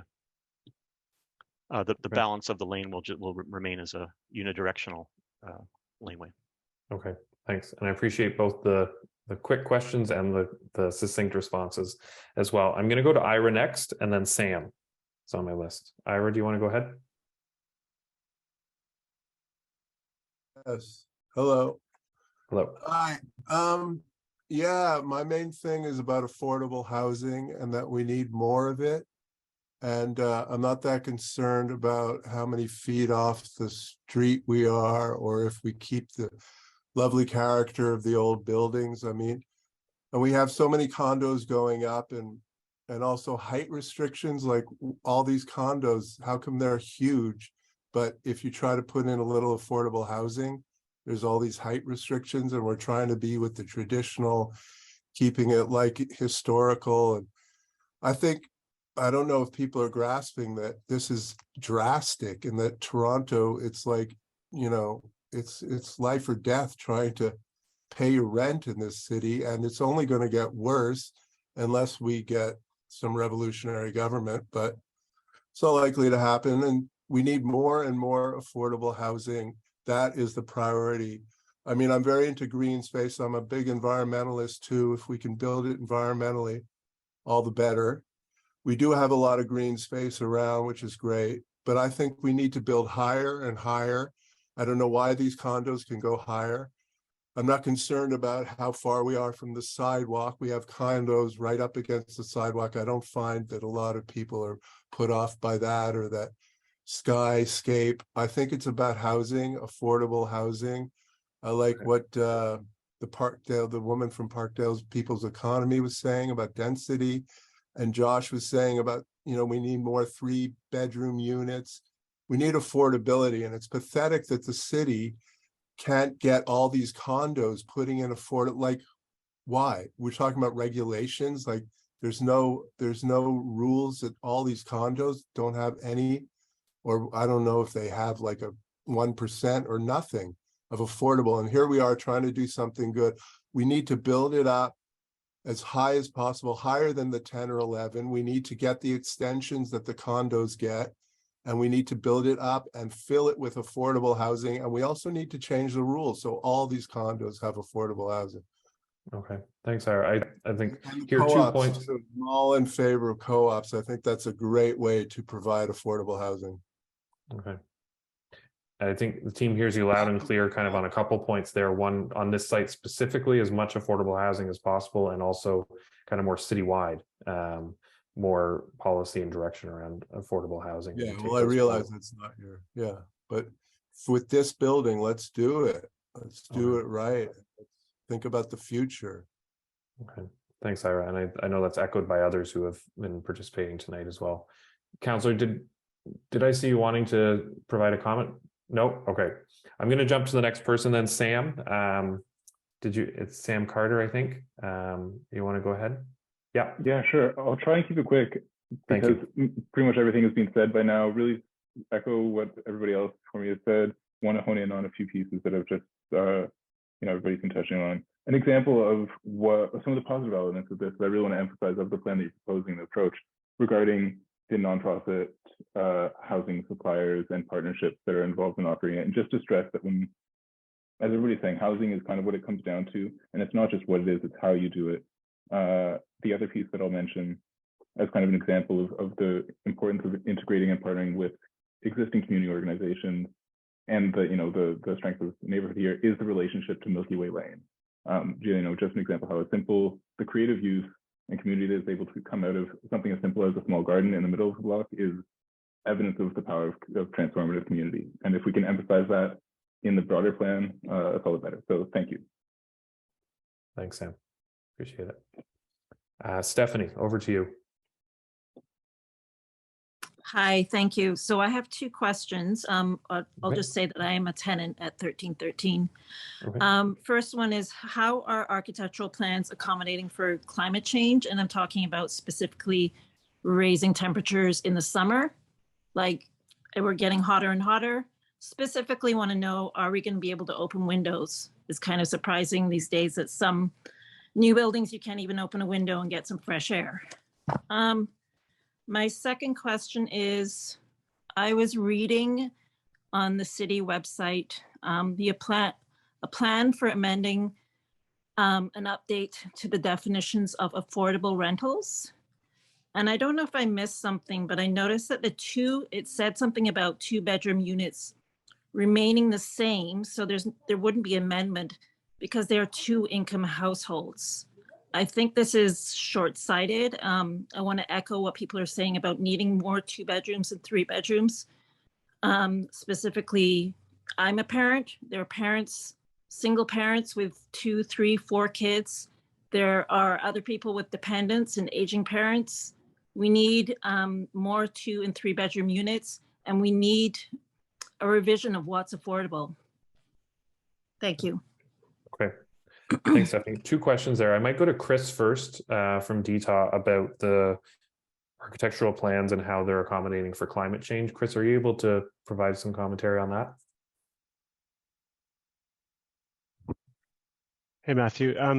Yeah, I think as we mentioned earlier, the scheme is aiming for, will adhere to the Toronto Green Standards Tier 4, which has a variety of requirements around a variety of sustainable requirements and things that will encourage even down to active transportation. I can't comment on the detailed architecture. I'm actually, it would be Brian's expertise. I could talk a lot about how the public realm could do it, but unfortunately I can't comment on that, Matthew. Well, and I think we can take it as advice that the architectural should be responding, and it sounds like that it's complying with the Toronto Green Standards to do just that, if that's the case. And maybe either Noah or Victoria on the piece about the affordable housing and kind of recent policy around 2 bedrooms. Is that something you can clarify or provide a response to? Housing Secretariat, I don't know, Noah, if you were unmuting. No, Victoria, I think you're probably better suited to answer that particular question. Thank you. Kate, sorry, I may have missed part of the question. Kate, did you Or catch Stephanie, it, or I did think. somebody?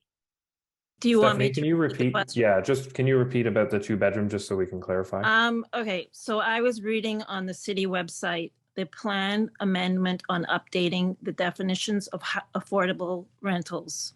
Okay.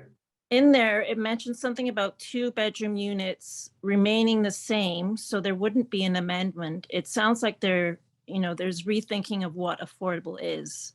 And it sounds like because 2 bedrooms and maybe 3 bedrooms, I'm not sure, are 2 income households, there is no amendment. This to me sounds like an oversight. There are people with children, there are people with dependents, elderly, aging parents. We need to have affordable housing for large families. So I'm not sure if I misread something, but it did seem like there was more a concentration on 1 bedroom and single units, which seems to be a pattern here. Okay. Yeah, it's Noah Slater. I'm not sure exactly what it's referencing, but I think that's a very good point. So I think I need to take that away. And what we can do is make sure we get it in the notes, and we can follow up with the team to get a bit more clarity in the meeting summary as well. And we'll make sure that we get that around so we can provide some clarity on that as well. So we've just got a few minutes left. I'm going to try to get to 2 more. I'm going to go to Sheila and Bean. Sheila, do you want to go first? Thank you. I just wanted to say I attended the community meeting on Monday as well, and there's a bit of an echo chamber going on about wanting this site to be for more and more and more affordable housing, and I'd just like to point out that this site is not going to solve affordable housing in the city. There's a reason why CreateTO has established its affordable housing parameters in a way so that there's a mix of incomes and mix of basically it won't be a monoculture in the building. And I support that for Parkdale Hub. I certainly support affordable housing in Parkdale Hub, but I don't support more density, and I don't support 100% deeply affordable housing. I'd like to point out that folks have also mentioned there's a 20-story Toronto community housing building right next door. There's I think a 10 or 15-story building going in right at the corner of Dunn and King that's going to be all affordable housing. There's more affordable housing going in just a little bit south of that, associated with the hospital. So I'm hoping there's going to be some intelligent decision-making going on about, establishing this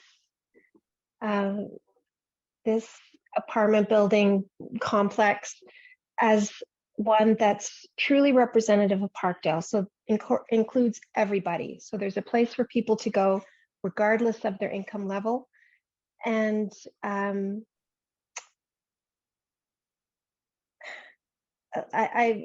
Councillor Perks mentioned that this, we're not deciding that now, but I just want to put it out there because other folks are, lauding the idea of greater density for Parkdale Hub. And I just don't think it's a good idea. Everywhere in the city, actually in the world, where you concentrate this much, deeply affordable housing in one spot, it doesn't work out. So let's not avoid those same mistakes.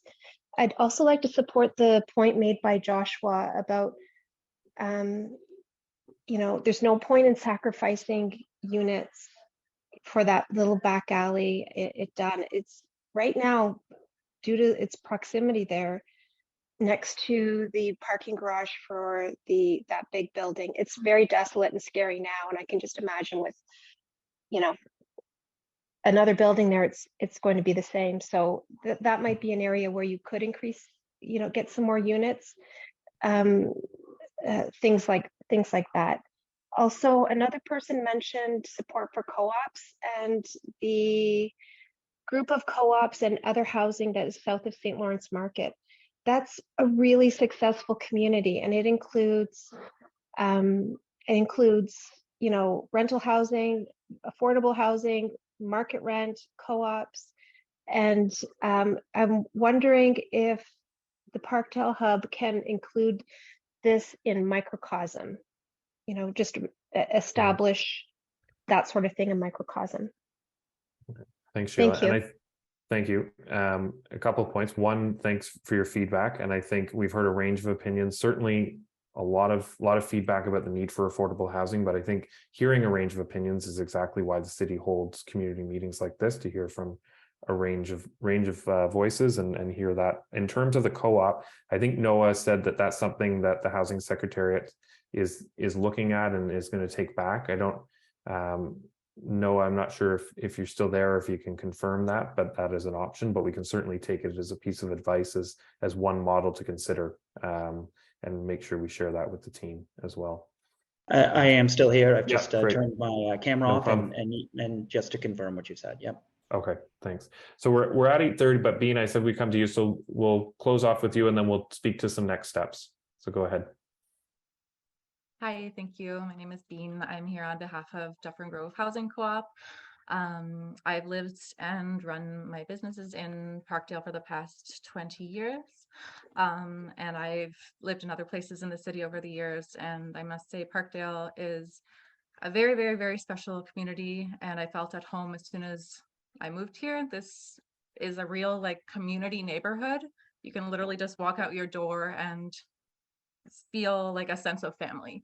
And I've been seeing my friends and friends' businesses disappearing over the past 20 years from this neighborhood because of how expensive it is. So I do believe in affordable housing, and I very much so believe in cooperative housing. My co-op currently is embarking on a very big revitalization project, and we are reaching out to all levels of government, as well as reaching out to community partners, and to band together as a community and create more cooperative housing and save the cooperative housing that is currently here. We do want to retain the people who have built up this neighborhood and keep it accessible for those who have made Parkdale what it is and what makes it feel like family and a real community. So I'm very curious if there is a possibility of partnering among the various co-ops in this neighborhood. There's many that are existing within just a few, the surrounding blocks. We have 4 buildings on Melbourne Avenue just around the corner from this proposed site, one being our low-rise 24-unit. And that is the building which we are currently in the process of revitalizing and possibly rebuilding. So we are looking for other organizations to possibly collaborate and engage in government programs to get funding. And hopefully we can do it as a neighborhood and kind of band together to make this possible for all of us. So we're very curious to see how we can collaborate. Okay. Thanks, Bean. And yeah, we're just wrapping up, but yeah, I think just as Noah said, that the Housing Secretariat's looking into different options and around co-ops and partnerships and things like that. So yeah, Noah, I see you've unmuted yourself. So did you Sure. want to? Yeah, and I just want to agree with Bean. And first of all, to build affordable housing, it takes contributions from all levels of government, right? And it's a difficult charge. And the intent here is that a nonprofit housing provider developer will be partnering to deliver the housing portion of these projects. So we're really focused on bringing in the right partner and somebody who understands the community, et cetera. So thank you for that input. I agree. Thanks, Noah. Hi, I am an Indigenous person. I've been waiting quite a long time to speak, and I would appreciate if I can speak to something very briefly. Sure, go ahead. Hi, my name is Catherine Gandy. I'm the founder of Matriarchal Circle. I just want to commend the Parkdale People's Economy for the incredible work that they have been doing for the community. This is with respect to earlier comments in regards to Create TO, indicating that there were a couple of community consultations with the Indigenous community. I've actually, during this time while listening to everyone's comments, and as well as the feedback and the facts, looking on the website of Create TO, I have seen nothing in terms of any attachments of any meetings that have took place within the Indigenous community, which I find very concerning, especially in this time of truth and reconciliation. There was the Indigenous Reconciliation Plan last year that the City Council has adopted. There has been no movement whatsoever in terms of engagement with actual Indigenous community members. I am aware that there are meetings that take place with the Housing Secretariat and Indigenous stakeholders. However, those meetings are not made available on the City of Toronto website, and as a result, community members are left out. There's no transparency, there's no accountability of what actually occurs and what is being said on behalf of Indigenous community members. So if the Housing Secretariat and or the CREATIO can speak to this, I would very much appreciate that. Shimigwech Kukshjem. Right, thanks very much. So Carlo, I'll turn it over to you to start. Yeah, go ahead. Yeah, absolutely. So Catherine, thank you very much for that question and that concern. And you're quite right that to date, CREATIO has not actually had specific Indigenous engagement with regard to this project. I believe that it was Puria from Heritage Preservation Services who mentioned that with respect to the heritage work that has been done along the Queen Street properties, that there was specific Indigenous engagement with regard to that process. With regard to this particular site, you're quite right, CREATIO has not had specific Indigenous engagement. That is absolutely something that we will take away. And that we will make sure to include that on any engagement work that we move forward. That's something that we do take seriously with respect to our Housing Now sites. We have engaged the members of the Indigenous community with respect to some of our Housing Now sites. But I believe that this has now been raised a few times this evening. This is something that we absolutely will take away. Okay. Thanks, Carlo. And I think we're hearing strong advice at least a few times about both increased engagement and also increased transparency in relation to what is happening in relation to Indigenous engagement and those conversations that are happening. And we'll make sure that we include that in the notes of the meeting tonight as strong advice as well. Thank you for the feedback. I'm going to wrap up now, just because we're just past 8:30. I'm going to share my screen just really quickly because I know we haven't been able to get to everyone. There's some project team contacts. This will also be included in the presentation that will be posted online. But both you can connect with the community planner who you've heard from tonight, Victoria, and her information's here about the Parkdale Hub. And you can also if you have questions specifically about Housing Now, there's an email address there. And of course, your local councillor who you can always get in touch with in relation to this and other things going on in the area.